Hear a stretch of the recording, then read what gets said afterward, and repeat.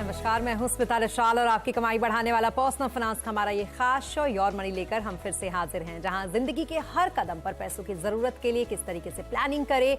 Your money में हम आपको ना सिर्फ बचत करना बताते हैं, बल्कि अपनी बचत पर आप मोटा मुनाफा कैसे कमाएं, ये गुण भी हम आपको सिखाते हैं, ताकि आप अपनी जिंदगी के हर गोल को अच्छे से पूरा कर सके। अगर आप भी योर मनी में आकर सवाल पूछना चाहते हैं तो आप हमें ईमेल करें। हमारा ईमेल आईडी है yourmoney@nw18.com। आप हमें 704-522-0000 पर अपना सवाल व्हाट्सएप भी कर सकते हैं। इसके अलावा योर मनी फेसबुक और ट्विटर पर भी लाइव है, आप यहां भी आकर हमें अपना सवाल भेज सकते हैं और योर मनी के दौरान उसके जवाब आप पा सकते हैं। और बहुत जरूरी होता है कि आप खुद अपना सवाल आकर पूछे, इसलिए आप जो हम फोन नंबर आपको फ्लैश करते हैं, इन फोन नंबरों पर आप फोन कीजिए हमें या फिर व्हाट्सएप कीजिए अपने सवाल को, अपना पूरा डिटेल हमें दीजिए, जिसमें बकायदा आपका फोन नंबर और आपका नाम होना चाहिए। फिर हम आपको फोन करेंगे और उसके जरिए जो आपका सवाल होगा वो हम अपने शो के दौरान उसके जवाब अपने गेस्ट से लेने की कोशिश करेंगे और आपकी जितनी भी प्रॉब्लम है उसका सोल्यूशन यहां मिल जाएगा। तो चलिए योर मनी की शुरुआत करते हैं। आज हमारे साथ फिनवाइज पीएफएस की फाउंडर हैं प्रतिभा गिरीश जी। तो प्रतिभा जी, बहुत शुक्रिया हमारे साथ इस शो में जुड़ने के लिए। और हमेशा की तरह हम शो में कॉलर्स को लेने से पहले कुछ ऐसा शुरू करते हैं, कुछ इस तरीके के टॉपिक डिस्कस करते हैं जिससे कि लोगों का थोड़ा ज्ञानवर्धन हो सके, यानी कि थोड़ा सा उनका नॉलेज जो है वो अपने इन्वेस्टमेंट को लेके बढ़ सके। तो आज जो हमने टॉपिक चुना है वो है एनसीडी, यानी कि नॉन कन्वर्टेबल डिबेंचर्स। एक ऐसे डिबेंचर्स जिसमें कहते हैं कि अगर आप एफडी से भी ज्यादा प्रॉफिट चाहते हैं तो आप यहां पैसा लगा सकते हैं, लेकिन इसको समझना बहुत ज्यादा जरूरी है क्योंकि ये बड़े टेक्निकल चीजें होती हैं। आम निवेशक थोड़ा इससे कम रूबरू होते हैं, इसलिए प्रतिभा जी आज हमने ये टॉपिक रखा है। तो सबसे पहले तो बताइए, एक आम निवेशक के लिए एनसीडी को किस तरीके से वो समझे, कैसे इसको जाने। एनसीडी एक फाइनेंशियल इंस्ट्रूमेंट होता है जिसके जरिए कॉर्पोरेट्स अपने शॉर्ट टर्म या फिर मीडियम, शॉर्ट टर्म नहीं लॉन्ग टर्म या फिर मीडियम टर्म लीड्स को पूरा करते हैं। तो इसमें एक इंटरेस्ट रेट होता है जो हमें पहले से पता होता है कि इतना इंटरेस्ट रेट मिलना है, और ये इंटरेस्ट रेट आमतौर पे एफडी से ज्यादा होता है, तो इसमें काफी सारा इंटरेस्ट दिखाई देता है। नॉन कन्वर्टेबल डिबेंचर्स भी होता है जो एक समय अवधि के बाद इक्विटी शेयर में कन्वर्ट हो जाता है। Non convertible debentures obviously debentures ही रहेंगे, आपको इंटरेस्ट मिलेगा, वो इक्विटी में कन्वर्ट नहीं होगा। जी, लेकिन अब यहाँ पर एक सवाल है और ये सवाल सबके मन में होगा, इसीलिए मैं आपसे पूछ रही हूँ प्रतिभा जी कि जब भी हम ये सोचते हैं कि एफडी से ज्यादा पैसा यहाँ पर मिलेगा तो मन भी करता है कि इसमें निवेश करें। अब इसमें निवेश की जो पूरी प्रक्रिया है वो कैसी होगी, उसको कैसे समझेंगे? जैसे आप एफडी करना चाहें तो आप अपना बैंक में जाएंगे और एफडी करेंगे। एनसीडी में इन्वेस्ट करने के लिए आपके पास डीमैट अकाउंट होना जरूरी है। ये मार्केट लिस्टेड इंस्ट्रूमेंट्स होते हैं और ब्रोकर के थ्रू आप खरीद सकते हैं। सेकेंडरी मार्केट में, मतलब जो आईपीओ के टाइम आप नहीं खरीदे तो आप बाद में शेयर्स जैसे खरीद सकते हो, एनसीडी भी सेकेंडरी मार्केट में आप खरीद सकते हो। लेकिन दोनों के लिए आपको डीमैट अकाउंट होना जरूरी है, और काफी इजीली जैसे आप शेयर्स में डील करते हो डीमैट के थ्रू, वैसे आप एनसीडी भी खरीद सकते हो। एक स्पेसिफाइड टाइम में ही प्राइमरी इश्यूज आते हैं, तो उस टाइम पे आप डीमैट के थ्रू खरीद सकते हैं। जी, तो ये तो रहा कि कैसे आप खरीदेंगे, उसके लिए डीमैट अकाउंट आपके पास होना चाहिए। लेकिन देखिए, बड़ा इंटरेस्टिंग होता है, शुरू से हम ये सुनते आते हैं कि आप एफडी से ज्यादा यहाँ पर मुनाफा कमाएंगे, इसलिए ये भी बहुत जरूरी है कि दोनों के बीच में अंतर क्या है ये भी आम निवेशक इसको समझे कि एनसीडी और एफडी, इन दोनों में अंतर और डिफरेंसेस कितने और क्या है। एनसीडी में जैसे मैंने बताया, ये तो एक छोटी सी बात है जिसपे सब लोग कॉन्सेंट्रेट करते हैं कि रिटर्न जो है वो ज्यादा मिलेगा, लेकिन वो एक कॉइन के दो साइड्स होते हैं, तो दोनों देखना पड़ता है। तो अगर आप एफडी में देखेंगे तो एफडी में अगर आपने एफडी कर दिया तो और आपको वापस उसको ब्रेक करना है तो लिक्विडिटी के लिए छोटा सा एक पेनल्टी लगता है और आपको अपने पैसे मिल जाते हैं। और स्मॉल 7 दिन से लेकर आपको 5 साल तक आप एफडी कर सकते हो। इसमें आमतौर पे 1 साल से लेकर 10 साल तक आपको एनसीडी मिल जाएगा। लिक्विडिटी आपको ज्यादा है क्योंकि आप इसको सेकेंडरी मार्केट में बेच सकते हो, जैसे शेयर बेचते हो आप बेच सकते हो। और एफडी में आपको एक इंटरेस्ट रेट बताया जाता है और वही इंटरेस्ट रेट मिलता है, उससे ज्यादा होने का चांसेस नहीं है। एनसीडी में ये मार्केट लिंक्ड है, जो इंटरेस्ट रेट के उतार चढ़ाव से हो सकता है आपको कैपिटल गेन्स भी हो, लेकिन ये कैपिटल गेन्स बुक करने के लिए आपको एनसीडी मैच्योरिटी से पहले बेचना पड़ेगा। सो आपको दो तरीके का इनकम हो सकता है, एक तो इंटरेस्ट इनकम, और अगर आप इंटरेस्ट रेट का वेरिएशंस होता है तो कैपिटल गेन्स भी आपको हो सकता है। तो दो बेनिफिट्स है। और टैक्सेशन में तो दोनों, इंटरेस्ट एफडी से लाओ चाहे एनसीडी से, दोनों टैक्सेबल है। अगर कैपिटल गेन्स होता है लॉन्ग टर्म में लिस्टेड एनसीडी से, तो वो आपको सिर्फ 10% लॉन्ग टर्म कैपिटल गेन्स पे करना पड़ेगा। जी, तो कुल मिला के बेनिफिट्स तो बहुत ज़्यादा हैं और उन्होंने बहुत अच्छे से इसको समझाया भी कि एफडी से ये किस तरीके से अलग है और आप अपनी सहूलियत के हिसाब से इसमें कर सकते हैं निवेश। एक डीमैट अकाउंट इसके लिए आपके लिए बेहद ज़रूरी है कि होना चाहिए, उसके बाद आप इस तरफ यानी कि एनसीडी की तरफ बढ़ सकते हैं। चलिए, तो इसके बाद सवाल जवाब का सिलसिला शुरू करते हैं। हमारे पास पहले कॉलर लक्ष्मीकांत जी हैं, जिनका हमारे पास कॉलर है हमारे। ये बताएं लक्ष्मीकांत जी, क्या कुछ सवाल है आपके?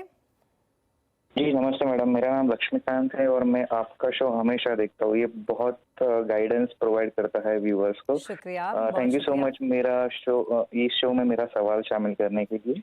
मेरा सवाल ये है, जो मैंने मेरे गोल्स आपको मेंशन किए हैं, जैसे 70 lakh after 10 years for my son's education, और 15 इयर्स के बाद 20 लाख फॉर हिज मैरिज, और 2 करोड़ मेरा जो गोल है वो है रिटायरमेंट का। तो इसके लिए मैंने मेरा पोर्टफोलियो भी शेयर किया है, और मैं सैलरीड हूँ और मेरा मंथली एक्सपेंसेस अराउंड 50,000 है। तो आप प्लीज मुझे बताइए, मेरा जो इन्वेस्टमेंट जो है मैंने किया है वो सही है या उसमें कुछ एडिशन या कुछ और चेंजेस करने की जरूरत है। Thank you so much. जी, चलिए, पहले तो बहुत शुक्रिया हमारा शो रेगुलर देखने के लिए और इससे गाइडेंस लेने के लिए। और हम यही कोशिश भी करते हैं हर कॉलर की, या फिर अगर आप कॉलर नहीं हैं तो भी जो भी हमारे दर्शक हैं उनके लिए, कि बहुत अच्छे तरीके से उनको गाइडेंस मिले अपने पर्सनल फाइनेंस को लेके। तो चलिए, अब आपका जो सवाल है, लॉन्ग टर्म में आप देखिए प्रतिभा जी, इनका जो इन्वेस्टमेंट है वो लॉन्ग टर्म की तरफ है, क्योंकि 10 साल में जो बेटे की पढ़ाई है उसके लिए इनको 90 लाख का कॉर्पस चाहिए। उसके अलावा रिटायरमेंट तक के लिए इन्होंने 2 करोड़ जो है वो फिक्स कर रखा है। पोर्टफोलियो का रिव्यू चाहते हैं, पोर्टफोलियो जल्दी से मैं आपको बता देती हूं। Mirae asset emerging blue chip fund है जिसमें 2000 का एलोकेशन है। इसके अलावा Mirae asset large cap fund है, कोटक फ्लेक्सी कैप फंड है, Parag Parikh flexi cap fund है, एक्सिस स्मॉल कैप फंड है, इसके अलावा एक्सिस मिड कैप फंड है और एसबीआई कॉन्ट्रा फंड इनके पास है। बहुत मिक्स फंड है इनके पास। अगर आप देखेंगे तो एलोकेशन लगभग 2000, 3,000 का एलोकेशन इन्होंने कर रखा है। तो जो इनका टारगेट है उसके हिसाब से इनके पोर्टफोलियो को लेकर क्या कुछ सलाह रहेगी आपकी प्रतिभा जी इन्हें? आपने बहुत सोच समझ के फंड्स चुना है। मैं नहीं सजेस्ट करूंगी कि आप इसमें कुछ चेंज करें, लेकिन एक चीज आपको ध्यान रखना पड़ेगा कि आपको चाहिए 90 लाख रुपए 10 साल के अंदर। अभी आपने जो इकट्ठा किया है 18 लाख रुपए, वो 10 साल के अंदर बन जाएंगे 50 लाख के करीब। 50, 1 लाख ज्यादा कम हो सकता है, 50 लाख के करीब। तो और 40 लाख आपको इकट्ठा करने के लिए आपको सिर्फ 12,000 की जरूरत पड़ेगी, और ये सिर्फ को हर साल आपको 10% से ऊपर बढ़ाना है ताकि आप अपने लक्ष्य की तरफ बढ़ सकते हैं। 40 लाख इकट्ठा हो जाएगा एक्स्ट्रा 10 साल में। और आप जहां तक आपका रिटायरमेंट है, रिटायरमेंट थोड़ा और लंबा गोल है, 15 साल के बाद आपको रिटायर करना है 2 करोड़ के लिए। तो उसके लिए आपको 24,000 का एसआईपी करना जरूरी है। तो टोटल कुल मिला के जो आप अभी कर रहे हैं 19, उसको आपको बढ़ाना पड़ेगा। 36,000 रुपीज की एसआईपी की जरूरत होगी। और ये भी ऐसा नहीं कि कांस्टेंट हर साल आपको 10,000 से बढ़ाना पड़ेगा, क्योंकि आपके पास साल कम है और रकम ज्यादा है। लेकिन ये हो जाएगा, बिकॉज हर साल इनकम तो बढ़ता ही है। 10% इंक्रीज करना आपको बड़ी बात नहीं होगी।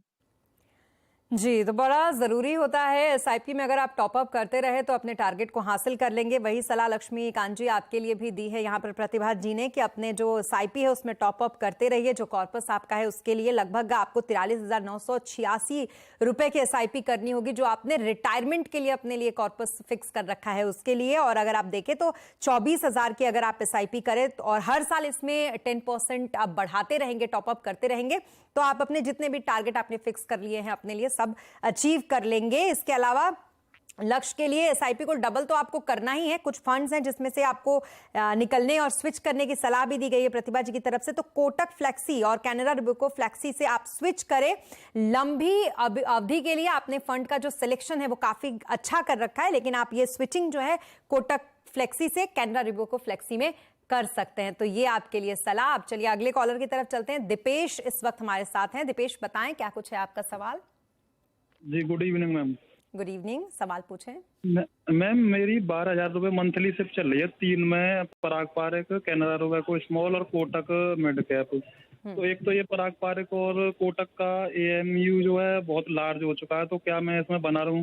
और मेरी अभी 1.5-2 साल समथिंग SIP इन्वेस्टमेंट शुरू किया है, तो पोर्टफोलियो वैल्यू मेरी 1,39,000 रुपए है और इसके साथ लॉन्ग टाइम है, 15-20 साल के लिए इन्वेस्ट करना चाहता हूँ। एक साल की मेरी डॉटर है, तो उसके लिए 2 से 2,500-3 हज़ार रुपए के समथिंग मैं इन्वेस्ट और करना चाहता हूँ। तो उसे कहाँ इन्वेस्ट करूँ? सुकन्या में करूँ या कोई इंडेक्स फंड में करूँ या कोई जो मेरे पोर्टफोलियो में सुटेबल कोई फंड बैठे? जी ठीक है, चलिए आपके सवाल और आपकी परेशानी का हल निकालते हैं। तो यहाँ पर देखिए प्रतिभा जी, 12,000 का इन्वेस्टमेंट है और जैसा कि इन्होंने बताया भी कि अपनी SIP में ये बढ़ोतरी करना चाहते हैं, 2-2.5 हज़ार रुपए इसमें ये बढ़ाना चाहते हैं। पोर्टफोलियो वैल्यू इनकी 1,39,000 हो चुकी है। सुकन्या समृद्धि योजना में निवेश के लिए इनको सलाह चाहिए और साथ ही इंडेक्स फंड में निवेश करूं या ना करूं इसके लिए भी इनको सलाह चाहिए। इसके अलावा पोर्टफोलियो में किसी बदलाव की जरूरत हो तो बताया। अब इसमें इनका जो लक्ष्य है वो इन्होंने 3 अलग अलग टारगेट अपने लिए बना रखा है। पहले तो 15 साल में बेटी की पढ़ाई के लिए 60 लाख रुपए का टारगेट इनका है। उसके बाद 20 साल में बेटी की शादी का भी इन्होंने सोचा है, उसके लिए इन्होंने 80 लाख का टारगेट बना रखा है और 20 साल में इनको घर भी खरीदना है, उसके लिए 1 करोड़ का टारगेट बना रखा है। हालांकि लगता है महंगाई का ध्यान इन्होंने नहीं रखा है। 20 साल के अल्टीमेट में इन्फ्लेशन का जो दौर आएगा, जिस तरीके से इसमें कम ज्यादा होंगी राशियां, वो अब इनका पोर्टफोलियो जो है वो मैं आपको पढ़ के बता दूं। पराग पारिक फ्लेक्सी कैप फंड इनका 4,000 का एलोकेशन है, कैनरा रिबको स्मॉल कैप फंड 4,000 का एलोकेशन और कोटक इमर्जिंग इक्विटी फंड जिसमें 4,000 का इनका एलोकेशन है। इसके अलावा इन्होंने LIC में भी पैसा लगा रखा है, 27,000 रुपयों का ये LIC है इनका। और उसके अलावा पोस्ट ऑफिस लाइफ इंश्योरेंस अगर देखेंगे तो सालाना 4,000 ये यहाँ भी देते हैं। NPS में भी हर महीने ये 3,000 का निवेश करते हैं। तो निवेश तो इन्होंने अच्छा खासा और टारगेट भी अच्छा खासा सेट कर रखा है। क्या कुछ सलाह रहेगी इनको आपकी? नंबर 1, जो आप बेटी की शादी, फर्स्ट ऑफ ऑल कंग्रेचुलेशन। इतने यंग एज में इतना दूर की सोच नहीं होती है आमतौर पे लोगों की। आप जो बेटी की शादी की बात करें वो बहुत लंबा सा गोल है, 15-18 साल है आपके पास, और इतने लंबे समय अवधि के लिए हम प्रेफर करते हैं कि इक्विटी में ही डालें ताकि आपका वेल्थ अच्छा कंपाउंड होके और आपको अच्छा मोटा रकम मिलेगा। अगर आप डिसिप्लिन है तो इक्विटी में रहें। अगर आपको लगता है कि आपका डिसिप्लिन नहीं रहेगा, आप बीच में निकाल लोगे पैसा, तो सुकन्या समृद्धि आप चूज कर सकते हैं। इन्वेस्टमेंट के तौर पे तो इक्विटी ही बेटर रहेगा आपके लिए। जो आपने इन्वेस्टमेंट्स किया है वो बहुत अच्छा स्टार्टिंग है, लेकिन जैसे मैंने पहले भी बताया, एक स्टेप अप करना पड़ेगा आपको कि अभी से आप हर साल 10% बढ़ाते जाए। और बेटी की शादी के लिए आपको 3,500 से स्टार्ट करना है SIP और वो बढ़ाते जाना 10% से। बेटी के एजुकेशन के लिए आपको 9,000 और आपके रिटायरमेंट होम परचेज के लिए 5,500 की टोटल आपको SIP की जरूरत होगी। मतलब कुल मिला के आपका 18,000 का SIP स्टार्ट करना है और जितना है उसको टॉपअप करके 18,000 करना है और उसी पे आपको हर साल 10% से टॉपअप करते रहना है। आपका जो फंड सिलेक्शन वो अच्छा है। जो पराग पारिक में कुछ प्रॉब्लम नहीं है, आप कंटिन्यू कर सकते हैं, इज वेरी गुड फंड। लेकिन एक चीज है कि आपका जो स्मॉल कैप और मिड कैप का जो एलोकेशन वो बहुत ज्यादा है, 66% है। मतलब वो उतार चढ़ाव बहुत ज्यादा होगी। अगर उतार चढ़ाव को थोड़ा कंट्रोल में लाना है तो आप 66 से लेकर 40% तक नीचे लाएंगे तो अच्छा होगा। आप टिके भी रहेंगे वो फंड्स में। जब वो मार्केट नीचे जाएगी तो आप टिके रहेंगे। तो इसलिए हमारा सुझाव है कि जो एग्जिस्टिंग फंड है उस large cap flexi cap funds में आप टॉप अप करें और अपना एसेट एलोकेशन 40% तक लाए स्मॉल और मिड कैप का। Otherwise very good job, congratulations. जी, तो पहले से इतनी अच्छी और अच्छी तरीके से आपने प्लानिंग कर रखी है, तो उसके हिसाब से आपका जो इन्वेस्टमेंट है उसको थोड़ा सा बढ़ा दीजिए तो आपकी प्लानिंग और पुख्ता हो जाएगी। और साथ ही कुछ ऐसे फंड्स हैं जैसे पराग पारिक फ्लेक्सी कैप फंड है, इसमें आप SIP को बढ़ा सकते हैं और कैनरा रिबको ब्लू चिप फंड, इसमें आप निवेश कर सकते हैं ताकि आप अपने टारगेट को जो आपने फिक्स कर रहा है, अपने लिए फिक्स कर रखा है, उसको आसानी से अचीव कर सके। तो चलिए, इसी के साथ वक्त हो गया एक छोटे से ब्रेक का। तो ब्रेक के लिए यहाँ पर रुकेंगे, लेकिन ब्रेक के बाद भी सवाल जवाब का सिलसिला यूं ही चलता रहेगा। रुकेंगे ब्रेक के लिए।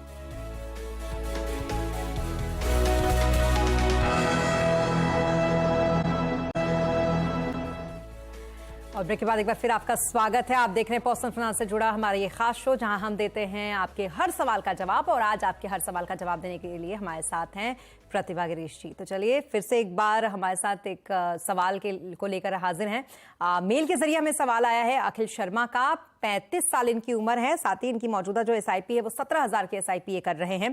पोर्टफोलियो वैल्यू इनकी अब तक 11,50,000 हो चुकी है और PPF, EPF, FD इन सबको मिलाकर 17 लाख का निवेश इनका इसमें भी है। 25 साल में 4 करोड़ का इनका टारगेट है और मौजूदा निवेश से टारगेट संभव है या नहीं ये जानना चाहते हैं। 8 लाख के अतिरिक्त निवेश के लिए इनको सलाह भी चाहिए और पोर्टफोलियो में किसी बदलाव की अगर जरूरत हो तो वो भी ये चाहते हैं कि आप बताएं।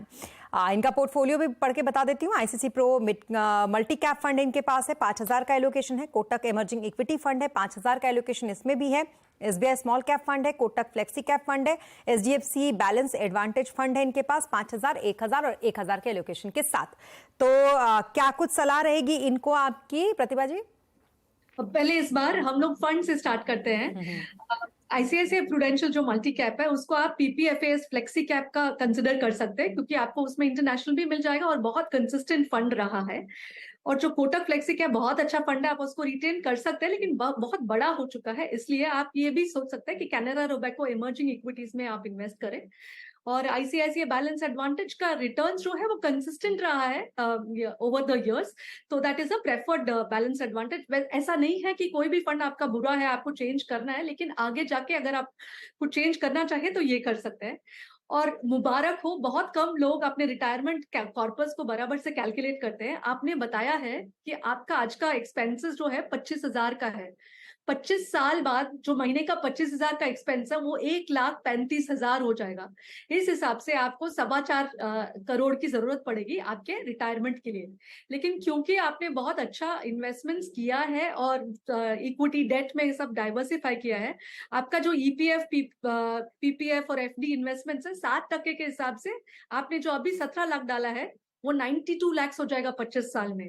और जो करंट इन्वेस्टमेंट जो आप करना चाह रहे हैं 8 लाख और करना चाह रहे हैं और 11 लाख ऑलरेडी इकट्ठा हो गया, ये दोनों मिला के करीब 2.5 करोड़ तक बन जाएगा। और आपका एग्जिस्टिंग जो म्यूचुअल फंड्स का सिप्स है वो भी 2.5 तक हो जाएगा। तो आपके जो रिटायरमेंट का गोल है वो बहुत कंफर्टेबली मीट हो जाएगा।